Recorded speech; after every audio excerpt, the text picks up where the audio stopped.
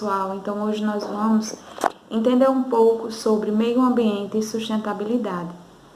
Então, um dos maiores desafios da atualidade é garantir um desenvolvimento sustentável, um modelo de desenvolvimento global capaz de satisfazer as necessidades humanas sem comprometer os recursos naturais, sem comprometer tanto o meio ambiente, sem degradar tanto esse meio ambiente, garantindo assim recursos naturais para as gerações futuras. Então, esse é um grande desafio da atualidade.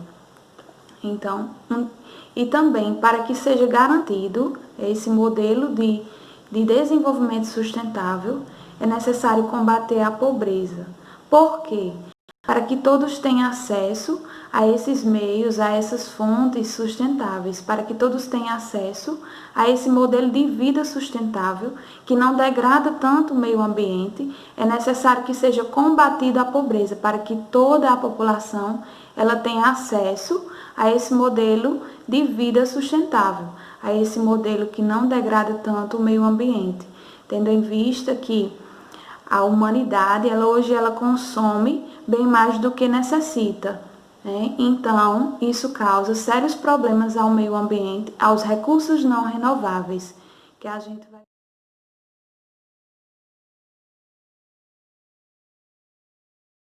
Então, o que é a megadiversidade?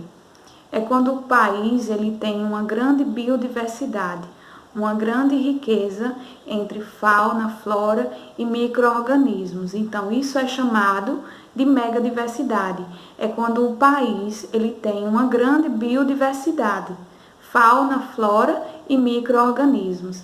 Então, o Brasil, ele fica em primeiro lugar entre os países, entre os 17 países que são os países mais ricos em biodiversidade. O Brasil, ele fica em primeiro lugar dentre esses 17 países.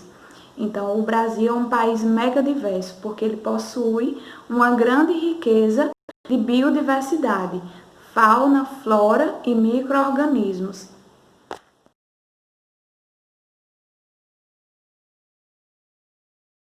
Então, pessoal, a biodiversidade ela envolve toda essa variedade de espécies como fauna, flora, de micro-organismos vivos e a relação entre os organismos vivos. Já os países megadiversos, que são os países que possuem essa grande biodiversidade, eles se localizam em áreas de clima quente e úmido, certo?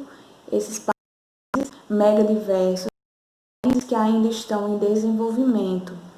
Então, por serem países que estão em desenvolvimento, existe uma grande dificuldade de extrair esses recursos sem degradar o meio ambiente.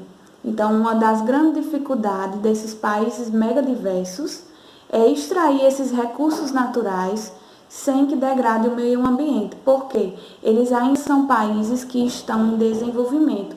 E como eu falei lá no começo, lá no início, né, uma das maneiras de garantir o desenvolvimento sustentável é combater a pobreza. Então, como esses países megadiversos, a maioria deles ainda estão em desenvolvimento, então são países em que ainda não foi combatida essa pobreza. Portanto, uma grande parcela dessa população ela ainda não tem acesso aos meios sustentáveis, porque ainda são meios que são caros, né?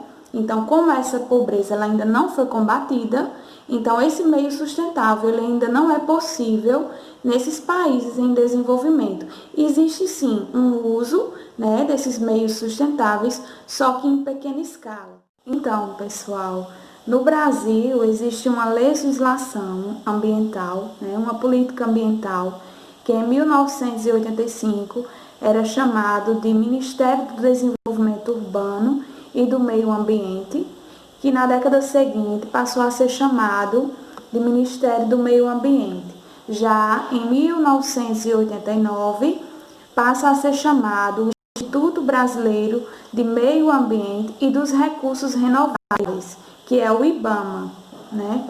Então, a principal função do IBAMA é garantir a fiscalização ambiental, conceder licenças e executar políticas ambientais. Então, essa política, né, essa legislação que existe no Brasil, ela tem como função fiscalizar, né, conceder as licenças e executar políticas ambientais.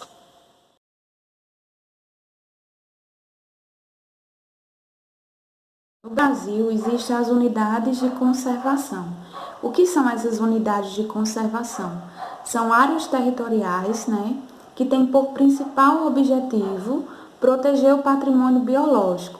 Nessas áreas territoriais existem amostras das principais espécies, das espécies mais relevantes que existem no país, né? Então, é uma área territorial protegida que tem por objetivo, né, conservar o patrimônio biológico do país.